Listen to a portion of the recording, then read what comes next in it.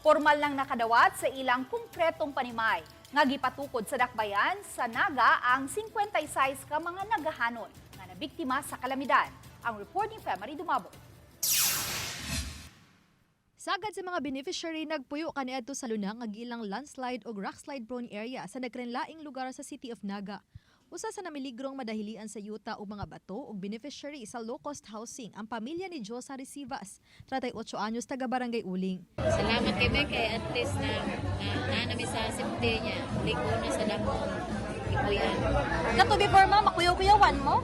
Kuyawan mo kay pagkuwan may pagkataga kay kuwan may atong nahuyog gud halos na buong barang na. Gihimo ang ceremonial turnover og pinirmahay sa deed of donation.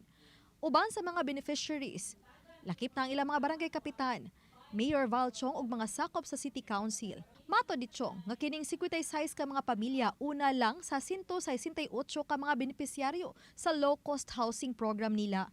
Matag panimaya dunay gidak-on nga 20 square meters nga maglakip na sa kwarto ug pansayan. Gikuha kini sa 28 milyones pesos nga gahin aron mapatukod ang 168 ka mga balay. Padayon pang gitukod ang nahibilin. Naumol ning atong ginauna nga balay nga ihatag para sa katawhan.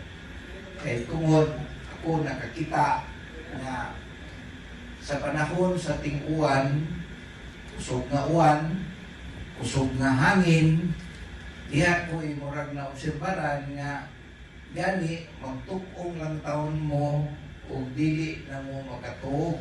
The implementation of a low-cost housing project contributes to the local economic growth by generating employment opportunities. City of Naga hired construction workers within the community.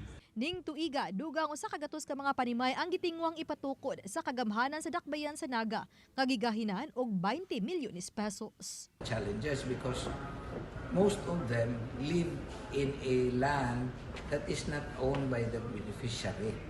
And then we need a consent or deed of donation from the owner of the land. Usasad sa mga challenges na mo this year is the increase of prices because of the kanang fuel crisis. Daghan kayong pamilya nga matabangan, dali pa gyud katong nakinahanglan nga tabangon gyud sila kay nagwak lang, ibutangan na og kapal ay ilahang panimalay. So dako gyud kay matabang ang ato ang LGU. Uban ni Clans Gabutin og Rod Prado, Femari Dumabok. Balitang Bisdak.